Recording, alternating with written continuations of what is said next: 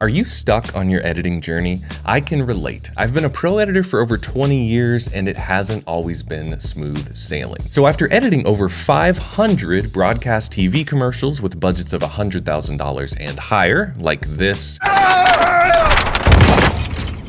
and this, and this, I've learned some brutal truths that I want to share with you so that your editing journey will be 10 times easier than mine has been. Here are 11 lessons that help me get unstuck as an editor. Lesson 1. I would say that my first 100 or so edits were total crap, and I knew it. And that was so painful because I was inspired by films like The Usual Suspects and Fight Club and Pulp Fiction and Casino and Shawshank Redemption. And then I would sit down and work on my projects and they literally felt like bad home movies. It sucked. So later I heard this quote from Ira Glass, who was the host of This American Life on NPR. And it's a really long quote, you should go look it up, but I'll paraphrase a bit here. He basically said that anybody who's starting a creative job or a creative endeavor has to live through this hard, multi-year process of not living up to your taste. So lesson 1 is you just have to stick it out through this beginning time. So complete project after project after project, get a little better each time, but I will tell you, eventually, you will start creating edits that live up to or get close to your taste, and there's really nothing more rewarding than that in the creative world. But I want to encourage you that every editor and really every creative had to go through this process. By the way, if you like editing content like this, you might want to check out my free editing guide, which you can download at the link in the description. Lesson 2.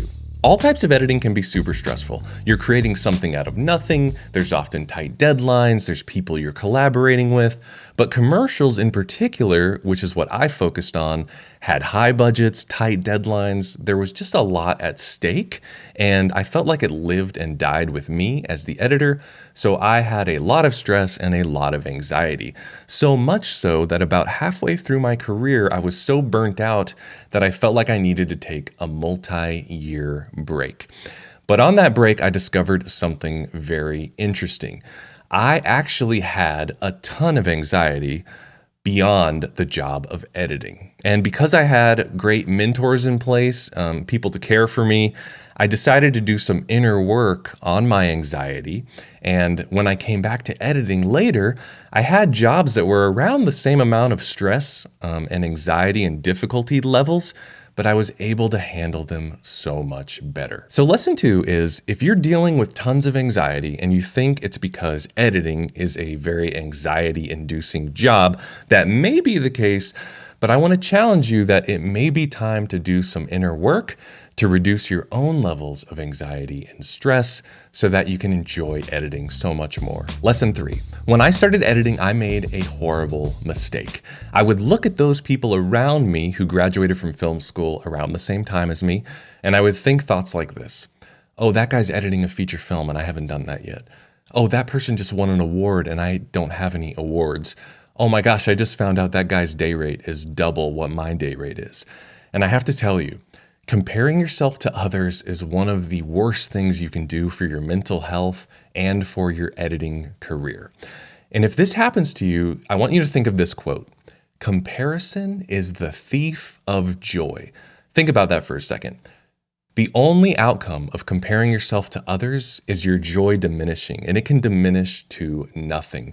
So please, please, don't compare yourself to others. So lesson 3 is this. Instead of comparing yourself to others, only compare yourself to who you were yesterday. Only compare your current editing project to your last editing project. Are you improving? Great. End of story. Stay on your journey. I've found that this is the healthiest way to move forward as an editor. Lesson 4. Are you an introvert? I am, and I think a lot of us editors are. And there's some great upsides to being an introvert. Like we can be at our edit suite for 16 hours, lose track of all time, and solve all these creative problems in our edits. But along with those upsides, there are some serious downsides. I remember I had so much social anxiety about meeting people that I told myself it's better if you just go it alone.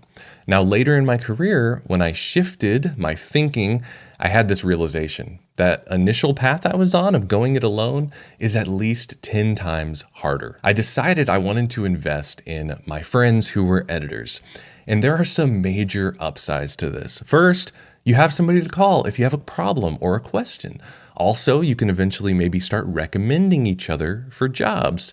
And lastly, and maybe most importantly, you have people you can talk to who are in your same industry and who can really understand what you're going through, whether you have something great happen or you have something really difficult happen. So lesson 4 is that you need other editors around you who are at your same level. I promise you, no matter how introverted you are, being in a supportive community will change your work and your life. Lesson 5. When I started editing, I hated getting feedback on my edits. And that's very unfortunate because feedback is a critical part of the editing process that will never go away. But then sometime in my career, I had this epiphany. My most successful projects had the most rounds of feedback from the most people. The most successful had feedback from a director, had feedback from my friends, had feedback from a live audience. So as I began to internalize that fact, I started to like getting feedback because I began to connect getting feedback with having the results I wanted. So now in my career, I love feedback. I love it so much that I crave it, and it's one of my favorite parts of the process. So lesson 5 is to start changing your mindset on feedback. Get so good at receiving and implementing feedback that you begin to crave it. This will have a profound effect on your editing. Lesson 6. As an introvert, I spent years trying to learn editing by myself. And because I was going it alone, I made some really costly, in terms of time, mistakes. First, I equated editing with software. So while I was getting faster and more accustomed to using my software, I wasn't really learning any of the real techniques that equate to great editing, like emotion, story, rhythm, sound, and action. And also, I mentioned feedback earlier and how much I hated it. Well, this was really the case early on, so I rarely sought feedback on my work. And when I did, it was usually from people at around my same level. And this caused me great frustration in the first few years of my editing practice because I wasn't seeing results. And you might be in the same position. This went on for years, but it finally changed when I met a mentor who was a real pro editor, and they taught me the actual techniques that editors used, and they even gave me feedback on my own work. And this is the season of time when my editing improved the most, and that's the inspiration for this channel and for my course, which you can check out at the link below. So lesson 6 is find a mentor. Now, obviously it doesn't have to be me, but I highly encourage you to find someone fast. This is the only true shortcut. If you talk to anyone who's gotten great at a craft, it's because they had a mentor to show them the way. Lesson 7, I think the way you're setting goals might be hurting you. Let me explain.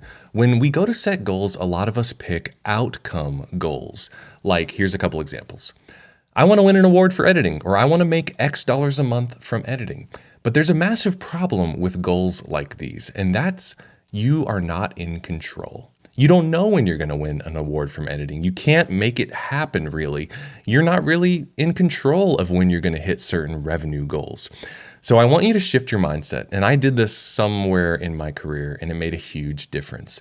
Come up with input goals. So you might change it to something like this. Instead of, I want to win an award for my editing, you might say, for the next year, every week, I'm going to make a new creative edit that focuses on practicing a certain editing technique. So by the end of the year, I'm going to have these 52 videos that I made. Or you might say, instead of a revenue goal, you might say, I'm going to meet 10 potential new clients every month in person. And guess what? Both of those goals, you are in control whether you achieve them or not. If you put in the input, it's a win. So lesson 7 is to make input goals for yourself. And you know what the crazy thing is that I realized? When you make input goals like this that you're in control of, a lot of those outcomes will start coming your way. It's awesome. Lesson 8. I once got a commercial with a director who I hadn't worked with before, and I remember thinking to myself, ooh, I want to make a good first impression. And so to do that, I decided to make the edit as explosive as possible. I used tons of cuts, super high energy. I remember trying out like a couple of new transitions I wanted to try. I really built out the sound effects and put in some hard driving music. So I go to show the director and it totally flopped. He was pretty sad actually, and it's because I was just trying to make something cool and I had totally failed at serving the story of the spot and evoking the emotions that he intended. So lesson 8 is the amount of edits or fancy transitions in your project does not directly relate to how good of an editor you are. It's really about serving the story. And if you're a working editor, another way to think about it is you're not getting paid per cut.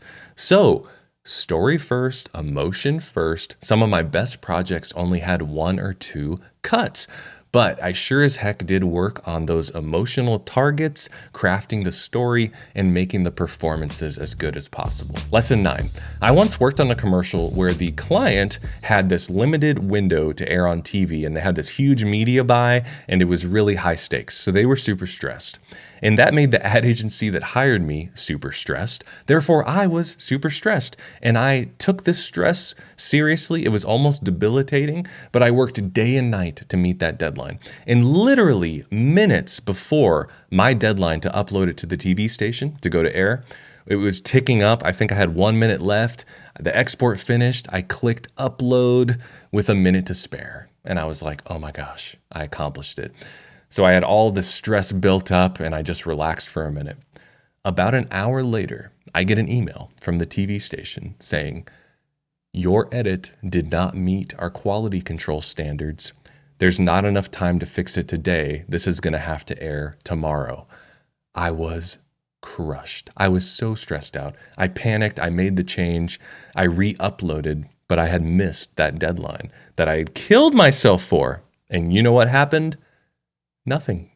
No one died. No one was harmed. Lesson 9 is that editing is not life or death. So don't take on the stress and anxiety as if it's life or death. It's just not worth it. We're not brain surgeons. We're not EMTs. We're not firefighters. We are editors. Now, obviously, we want to try our best to meet every deadline and serve our clients well. But if you're carrying the anxiety as if you're doing a life or death job, I want to give you permission to let that go. Lesson 10. If you're serious about your editing, whether you're editing your own projects or you're editing narrative short films with friends or editing is your career, I have a warning for you.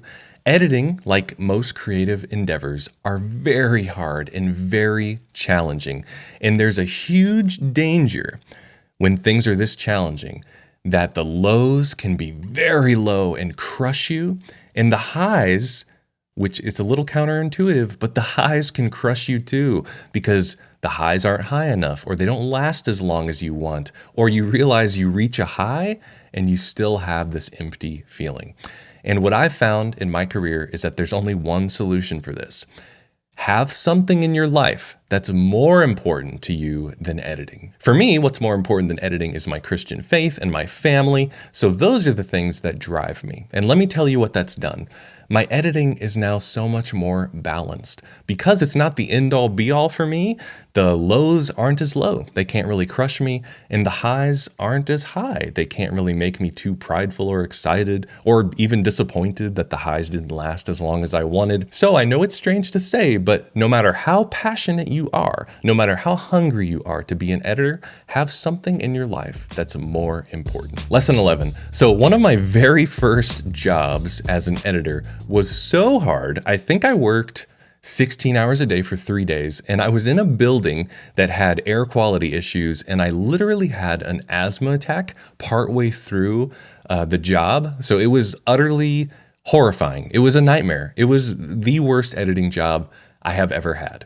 And I remember having a coffee with one of my mentors around the time, and I was just going on and on for maybe 10 or 15 minutes about this horrible experience. I was totally venting and complaining. And he looked at me with his wisdom and a smile, and he said, "It beats working." And I have never forgot that. So lesson 11 is this: no matter how hard editing gets, it's really a blessing to be able to work in a creative field doing something you love. There are a lot of really hard jobs out there. There's physical labor, there's clocking into a factory, there's clocking into a corporate office. Those are all fine. But I get to be an editor and I get to do what I love. And sure, there's going to be some hard times, but when they come, I always try to remember it beats working. If you enjoyed this video, you might want to check out my free editing guide or my editing course, which you can find at the links in the description. And you should watch this video next. Happy editing.